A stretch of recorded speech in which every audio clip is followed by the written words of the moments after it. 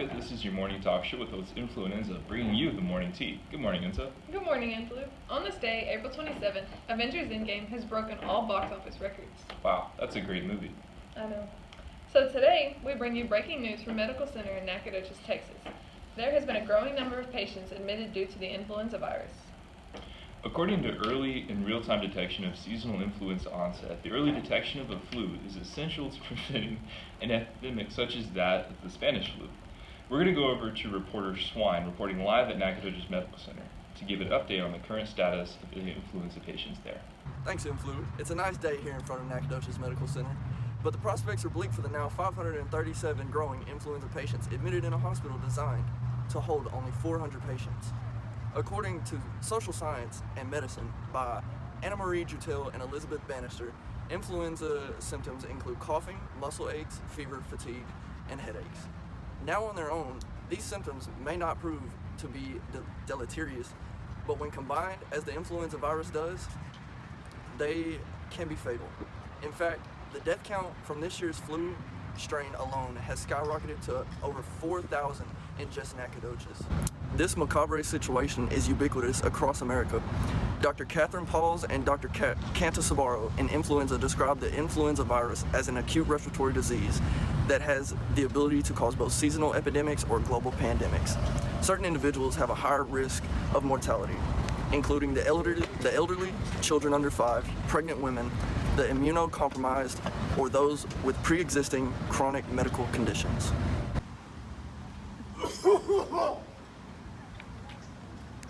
And we're back. Thank you, reporter Swine. We now know how the flu makes you feel and a glimpse of its history. The next question we need to address is, what exactly is the influenza virus? Where did it come from? And how can it be prevented? That's right. Here's a footage recorded earlier from epidemiologist and ecologist Vakasina over at the Center for Disease Control to help us understand the influenza virus. What is the flu? According to biological science, the influenza is caused by a virus. A virus is an intracellular parasite that is dependent on a living host in order to reproduce. Essentially, a virus hijacks the cell machinery of the living host cell to make millions of copies of itself. How do we study the flu?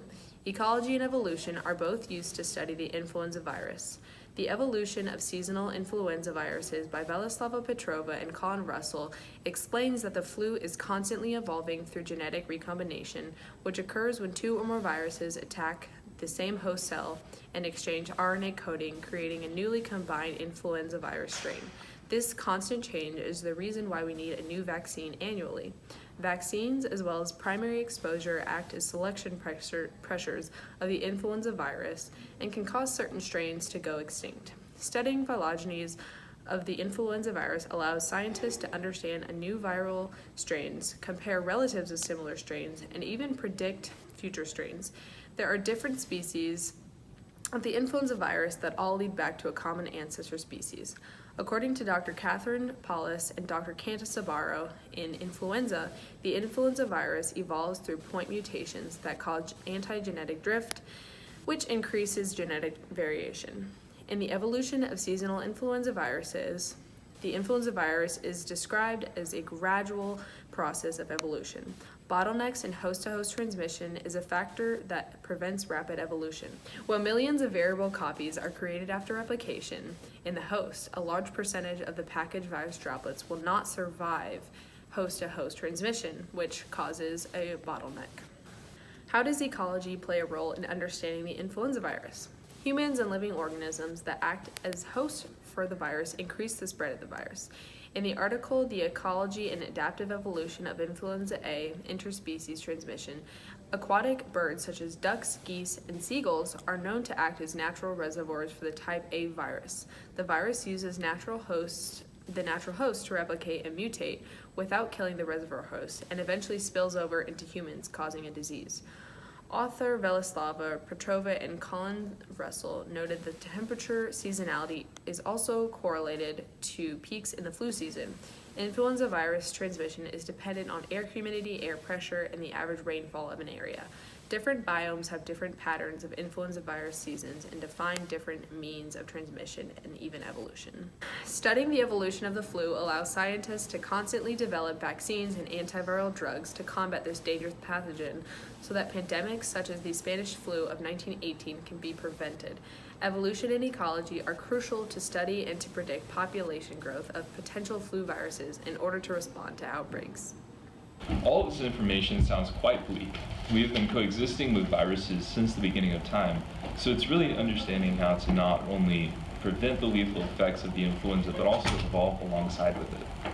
That's a good outlook. To watchers at home, the best way you can prevent the spread of disease is, according to early and real-time detection of seasonal influenza onset, the spread of the flu is prevented by washing hands, limiting travel time during flu peaks, getting vaccinations, treating flu-like symptoms early, and avoiding the public when infected with influenza. And for all of our viewers at home, please be careful and use any and all precautions necessary to keep yourself and those you love safe. Remember, the influenza virus is a highly pathogenic virus which is also easily transmissible, according to the National Research Council. Now back at Nacogdoches Medical Center, we are just receiving word that another 50 have been declared deceased since the beginning of this week. It's going to be a long road of recovery for all the families that have been affected in this tragic crisis. I'm Influ. I'm Enzo. Thank you.